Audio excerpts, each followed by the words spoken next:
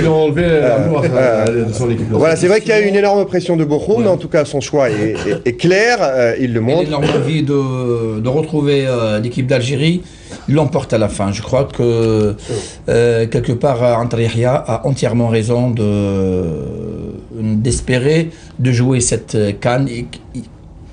Qu'il la débute ou pas, là on verra. Voilà, ça c'est le sélectionneur qui décide. Mais en tout cas, il a été clair aussi sur autre chose parce qu'on a beaucoup écrit sur son état de santé, qu'il était complètement out, qu'il allait se faire opérer. Finalement, la confirmation de la bouche même de Antar, voilà. Il est en plein rétablissement de ses moyens et il espère être au top le jour du match. Ça arrête un petit peu les spéculations parce que là ça parle beaucoup.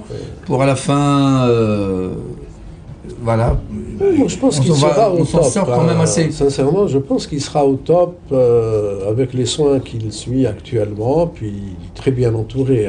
Vous savez, il a déclaré dans des journaux en disant je serai au top au jour J. Aujourd'hui, en équipe nationale, tous les joueurs sont très sécurisés. C'est-à-dire qu'il y a une prise en charge quasi totale du plus petit problème qu'ils peuvent rencontrer. Hein.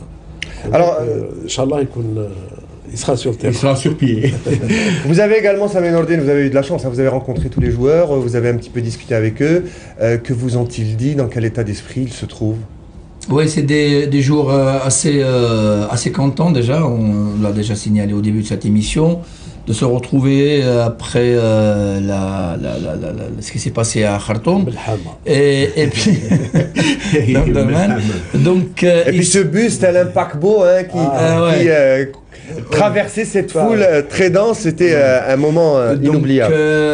Quelque part, je les ai trouvés assez, surtout j'insiste sur cette sérénité, cette confiance en soi, cette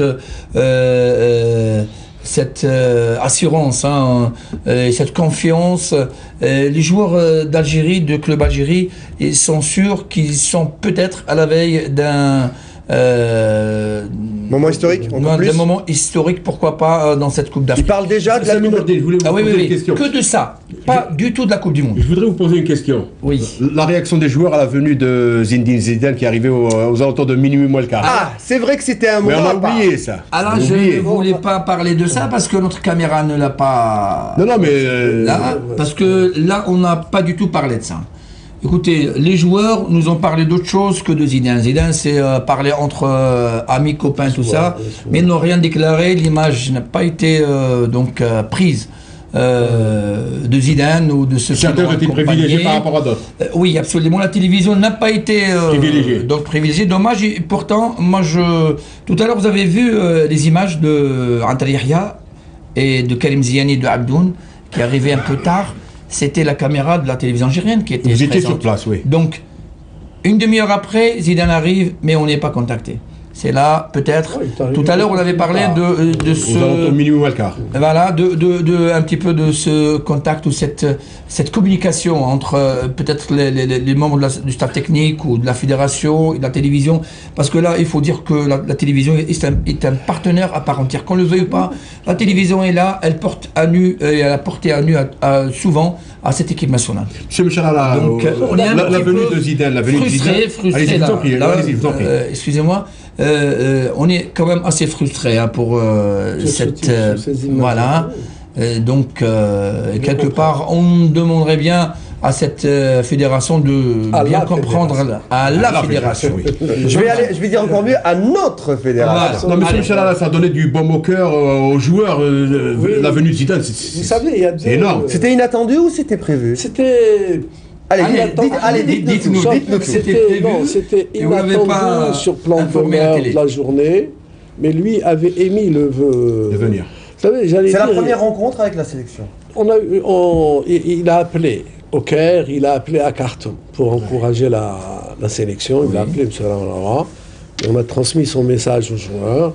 C'était bien, ça les a touchés. Mais ce que je veux dire aujourd'hui, c'est l'élément équipe nationale qui apporte aussi quelque chose, y compris à Zidane.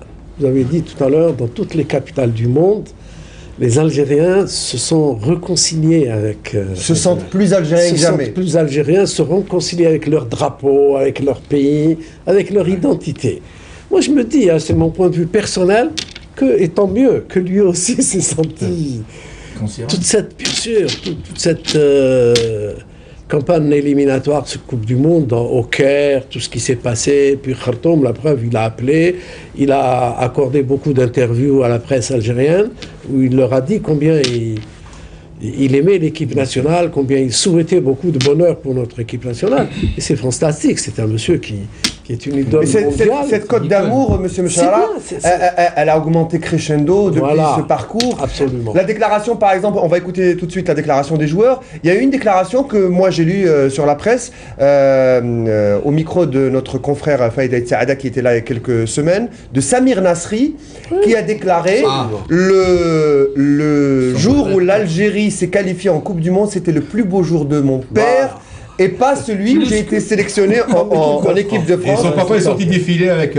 C'est énorme. C'est vous dire, voilà, c'est en fait, tout ce qui se passe aujourd'hui, c'est ce qu'a fait cette équipe nationale. Hein. Exactement. C'est le résultat du travail de cette équipe nationale sur le terrain. On va continuer, monsieur Mechara, avec cette équipe nationale, avec les déclarations des joueurs que vous avez rencontrés, quelques joueurs de la sélection nationale.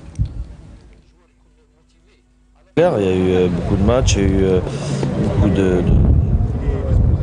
on a eu beaucoup de sélections ces 2 dernières années, mais moi je suis bien content de partir avec l'équipe nationale en Coupe d'Afrique, donc c'est pas un petit peu tôt. Ce sera votre deuxième CAN quand même. Hein. Ouais. Est-ce que vous pouvez toujours nous donner une petite comparaison là? Bah, on peut pas comparer une équipe qu'on avait préparée 10 jours avant d'aller à la CAN et une équipe qu'on se connaît depuis certaines années. Ouais. Mais le niveau n'est plus le même aussi, je pense.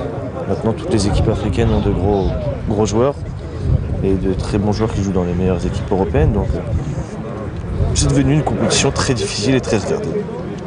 Merci. Bah, toujours aussi content. Toujours aussi content de les retrouver et tout. Et j'espère, Inch'Allah, que c'est le début d'une longue histoire, quoi.